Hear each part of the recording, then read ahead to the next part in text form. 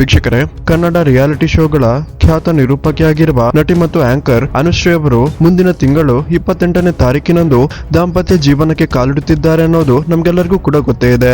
ಆದ್ರೆ ಇದರ ಬಗ್ಗೆ ಮ್ಯೂಸಿಕ್ ಮಾಂತ್ರಿಕ ಮತ್ತು ನಿರ್ದೇಶಕ ಅರ್ಜುನ್ ಜನ್ಯ ಅವರನ್ನ ಖಾಸಗಿ ಮಾಧ್ಯಮವೊಂದು ಕೇಳಿದಾಗ ಅರ್ಜುನ್ ಜನ್ಯ ಅವರು ಅನುಶ್ರೀ ಮತ್ತು ರೋಷನ್ ಅವರ ಮದುವೆ ಬಗ್ಗೆ ಬೇರೆನೆ ಹೇಳ್ತಿದ್ದು, ಅಷ್ಟಕ್ಕೂ ಅರ್ಜುನ್ ಜನ್ಯ ಅವರು ಅನುಶ್ರೀ ಮದುವೆ ಬಗ್ಗೆ ಏನಂತ ಹೇಳಿದ್ದಾರೆ ಅನ್ನುವ ಕಂಪ್ಲೀಟ್ ಇನ್ಫಾರ್ಮೇಶನ್ ಅನ್ನ ಈ ವಿಡಿಯೋದಲ್ಲಿ ನಾವು ನೋಡ್ಕೊಂಡ್ ಬರೋಣ.